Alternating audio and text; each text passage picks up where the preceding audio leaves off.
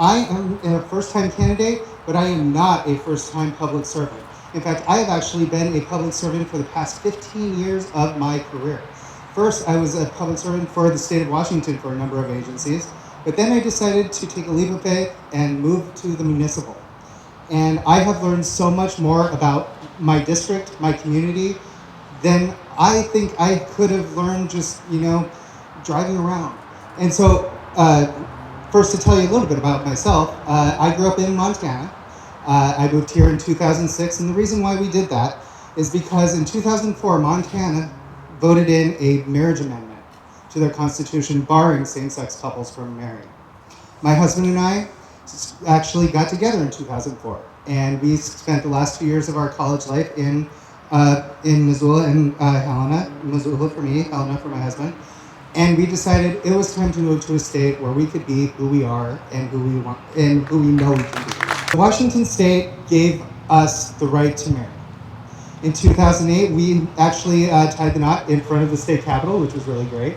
What made me want to run for office is a number of things. Number one, I actually come from a political family. My mom was a 27-year-long elected official. Now get this, when she retired from Lewis and Clark County in Helena, Montana, she actually held all of these titles all at once. She was the Lewis and Clark County treasurer, clerk, recorder, auditor, surveyor, and assessor. And she did that for so many years. And with me, she actually ran unopposed for all of those years, which is really crazy. What are we voting for? What is on the ballot? Yes, you're voting for a Republican or a Democrat, hopefully a Democrat. But what is on the ballot this time around?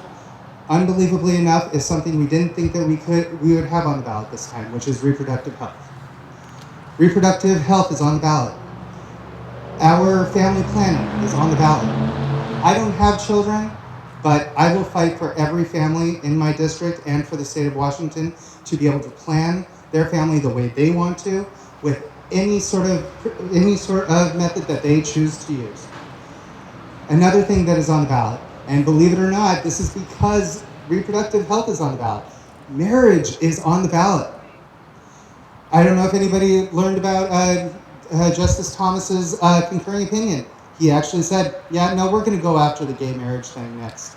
And we're also going to go after contraception. So contraception is on the ballot.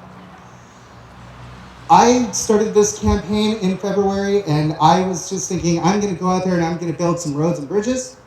And I'm going to make the educational system fairer, better, and more top-notch than it is now. Yeah. Absolutely.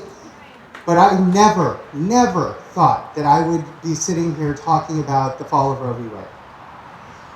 And that scares me, because Roe v. Wade was decided under the 14th Amendment of the Constitution, which is equal justice under law. The state of Washington has actually codified abortion, safe legal abortion under RCW 9.02. I warn you, if my opponent, Dan Griffey, makes his way back to Olympia, one legislative session of Republican rule will be all it takes. Same thing with same-sex marriage. So we are standing at the precipice of a new era in America. It can either be take away rights or keep them and make us a more equal and just society.